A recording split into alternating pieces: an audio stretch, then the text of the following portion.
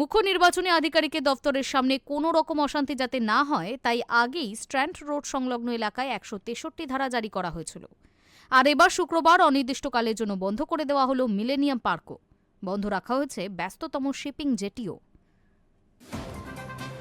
স্থান বদলে মুখ্য নির্বাচনী আধিকারিকের দফতর এখন স্ট্র্যান্ড রোডে অবস্থিত। কোনো রকম অশান্তি যাতে না হয় তাই 163 ধারা জারি হয়েছে। এবার অনির্দিষ্টকালের জন্য বন্ধ করে দেওয়া হলো মিলেনিয়াম পার্ক। বন্ধ রাখা হচ্ছে ব্যস্ততম শিপিং জেটিও। তার ফলে হাওড়া ও কলকাতায় যাতায়াতের ক্ষেত্রে সমস্যা হতে পারে। চরম ভোগান্তির শিকার হতে পারেন নিত্যযাত্রীরা।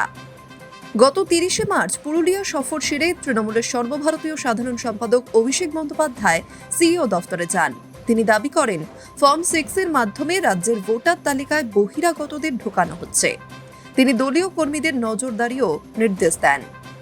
এরপর গত 31শে মার্চ সিইও দফতরে যান শুভেন্দু অধিকারী। অভিযোগ, সেই সময় পূর্ব মেদিনীপুরের এক বিজেপি নেতা 400টি ফর্ম 6 নিয়ে সিইও দফতরে ঢোকেন। আর সেটি নাকি ধরে ফেলেন শাসক দলের নেতা কর্মীরা। তা নিয়েই সিইও দফতরের সামনে ধুন্ধুমার পরিস্থিতি তৈরি হয়। বাইক ভাঙচুরও শুরু হয়ে যায়। শাসক বিরোধী দুই দলের প্রতিনিধিরা একে অপরকে স্লোগান দিতে থাকে। হেয়ার স্ট্রিট থানার পুলিশ ঘটনাস্থলে পৌঁছায়। জামিন অযোগ্য ধারায় মামলা রুজু হয়। সেই তালিকায় রয়েছেন ওয়াসিম, মইদুল, চন্দ্রকান্ত সিং এবং মোহাম্মদ রিজওয়ানের বিরুদ্ধে সরকারি কর্মীদের কাজে বাধা এবং বেআইনি জমায়েতের অভিযোগ এফআইআর দায়ের হয়। এই ঘটনার পর থেকেই সতর্ক কমিশন।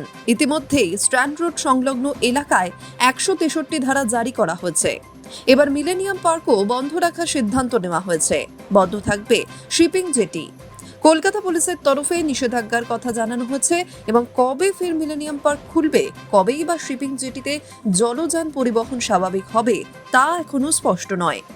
জলপথে হাওড়া ও কলকাতাকে সংযুক্ত করে শিপিং জেটি। প্রতিদিন কমপক্ষে কয়েক হাজার যাত্রী যাতায়াত করেন। তাই স্বাভাবিকভাবেই শিপিং জেটি বন্ধ থাকায় বিপাকে যাতায়াতকারীরা। High news network.